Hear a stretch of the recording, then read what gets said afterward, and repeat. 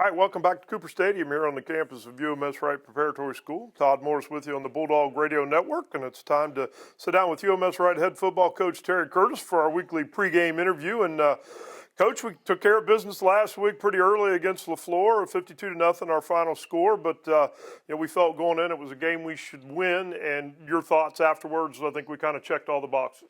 Well, we did, except I wasn't really happy the way we finished the first half. I thought the first quarter we came out there and did what we had to. Then we got a little bit sloppy and a couple penalties and just didn't look like ourselves. But it gave us something to talk about at halftime too. So we came out the second half, I thought, and took care of that. And we played some different people, some new people in some situations, not necessarily late in the game when the game was pretty much decided or whatever. We wanted to see how they could do. And so we were able to play them early and able to see that. So I think we're getting closer to getting the right people on the field. Right. Still looking at some, some offensive linemen and some wide receivers and some people who want to block as well as catch balls. That's part of the game.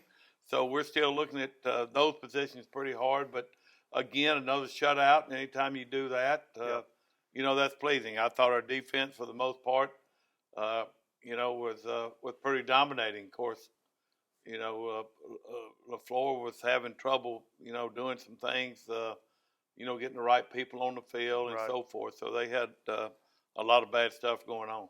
Played a lot of folks in the game Friday night, and then they had to turn around and play a JV game on Monday. How does that work? It didn't bother them. We went to Satsuma Monday, and JV got after it. Now, I was very, very proud of them. A lot of people, those 9th and 10th graders are going to be good players, and they showed it by going over there and getting after it and playing hard. And then the best part, Todd, knowing they had to come back on Tuesday. They played a lot Friday. They play a full game on Monday. Now they have to come back to being scout guys on Tuesday. And it always seems to be a little sickness or people absent. But every one of them are here on Tuesday. So that's something to say for the young guys. They're learning and coming along the right way. So I'm very proud of that. Well, good. I'm glad you brought it up.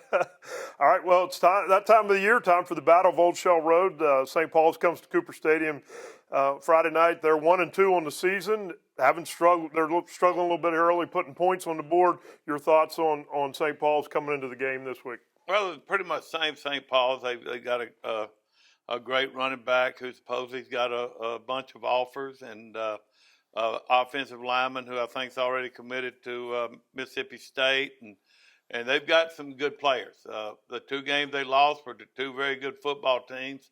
If I'm not mistaken, both of them are still undefeated, and looks like they're going to have good teams.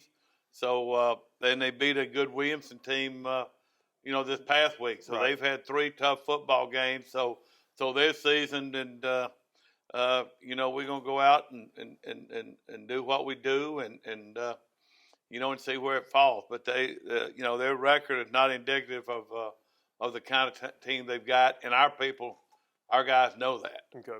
Last year, when you look at the history of this game, some low-scoring games, and then all of a sudden last year, boom, over 600 yards of offense between both teams.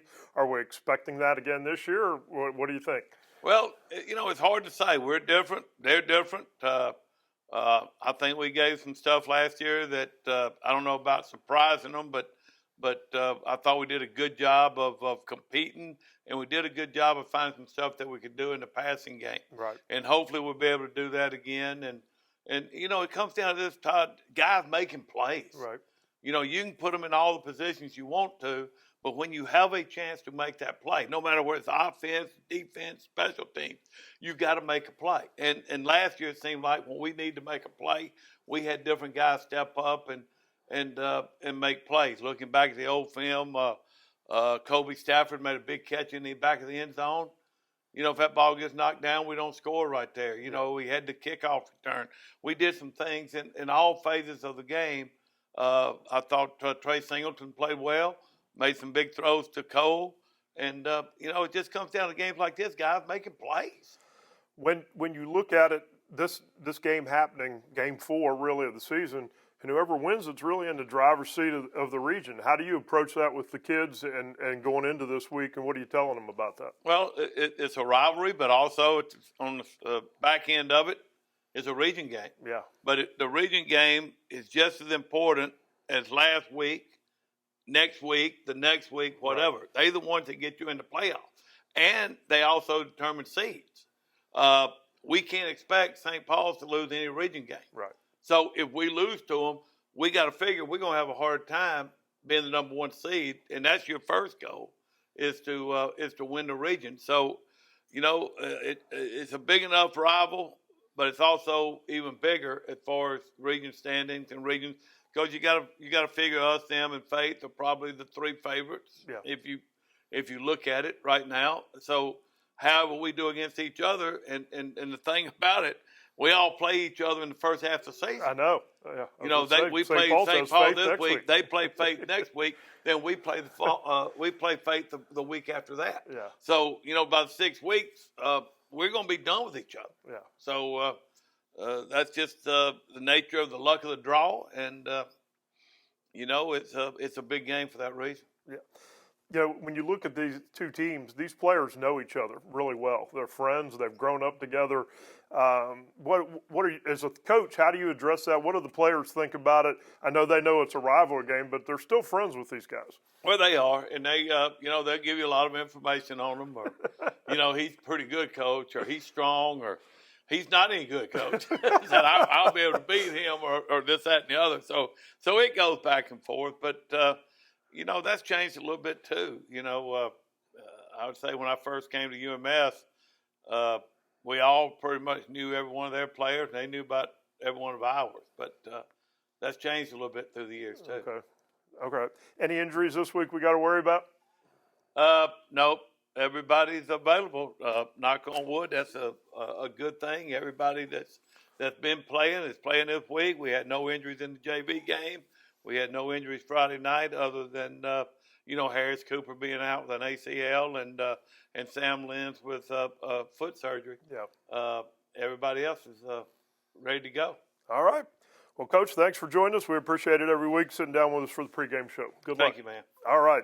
The Bulldogs looking to move 2-0 in the region here at Cooper Stadium tonight. The Battle of Old Shell Road coming up in just a minute. UMS-Wright versus St. Paul's.